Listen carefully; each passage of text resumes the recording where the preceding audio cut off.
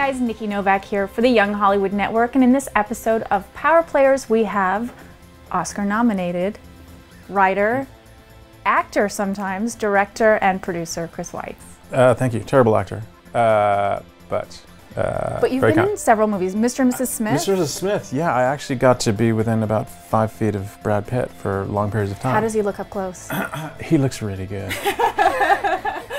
Coming from a guy, he must look really, really good. Yeah, oh definitely. He's my freebie. And you were the producer, director of American Pie. Weren't you in American Pie as well? I played male porn voice #1. Oh, okay. At the very I beginning. need a demonstration. You've set me up. No, this is male porn voice #1 that I'm using. I normally have a very high-pitced falsetto. So you just deepen the voice. A Better Life. Better Life. We had Demian Bichir in here. Say that 5 times fast. Demian Angel, Demian Angel, Demian Angel, Demian Angel, Demian Angel. How many more? Yeah, great. A Better Life. Great actor. And I will say this, my favorite movie of 2011. Thank you very much. And I'm not just saying that because you're sitting in front of me. Right. Yours too. I'll check on that. What a coincidence. Yeah, no, it is my favorite movie of the year. I mean, there is a young person in it, Jose Julian. You honestly expected me to believe this wasn't some kind of gang beef? Believe what you want to believe. Take off your shirt. What? Who kind of represents a lot of people in this society who have immigrant parents and they're kind of stuck in the middle. They think that they're American. His father could get deported, so when you think about things like the DREAM Act that's going through Congress now, it relates directly to that. The movie was very simply told. There wasn't a lot of, you know, I heard you talk in another interview, there was no shaky cam, there was nothing. I don't like the shaky cam. I don't like shaky cam either, I get nauseous, so thank you for that. That's because we didn't want to eliminate the nauseous demographic. Despite what your views are, it actually changed my views. Not that I had any views against immigration. I'm from Canada, so I immigrated myself. But it does, what it does do is it opens your eyes to each person in their individual story. And Demian does a great job of bringing that to life. Demian's an amazing actor, right? A famous actor in his home country. Yes, in Mexico, the George Clooney of Mexico. The one thing that helped me get over all that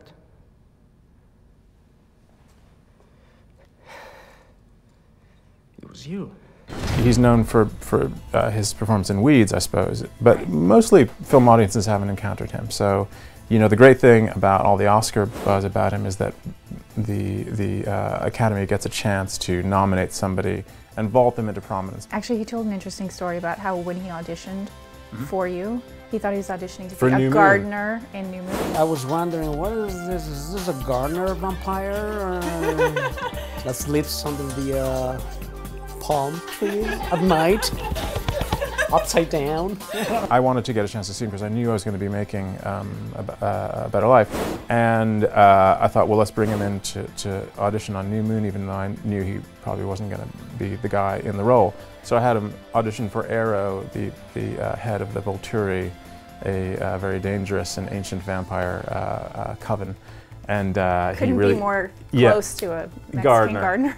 He really didn't know what the hell was going on at a certain point because I started talking to him about this part of the gardener, and he thought maybe it was a vampire gardener or it's something like that. Where did the director's bug? When did it hit you? It hit me after, you know, Cambridge doesn't have a film program. I never studied film. My brother and I started working together as screenwriters, and there came a point where we realized that we could mess up our scripts just as badly as anybody else. So that was kind of the next logical step to take. Ironically, the first chance that we got to direct something, it wasn't our script. And I have no idea to this day how we got that part. Which was? Which was American Pie. So I don't know, maybe call out some blackmail stuff on somebody at Universal. But they trusted us, and it worked largely because of really talented cast and crew, which is the key to directing is assembling a team of people. Do you tend to like to work with the same people over and over, or do you like to change it? If I can, I'd like to work with the same people over and over. You know, occasionally you fall into ruts and you want to get yourself out of it, but this was the second time I would work with Javier Aguirre-Sarrobe, the amazing Spanish cinematographer who looks and is like the most interesting man in the world from the commercials. Is it different for you when you write your own You know, when you're writing a movie and then directing it versus just directing or just producing, do you like to do all of it at once, or do you prefer maybe to take somebody else's words? Well, I like adapting people's novels because then it gives me a head start, and I'm lazy. It's amazing to do something from the ground up because then you are, in theory, the authority on things. So you want to take it? 1, 2, 3.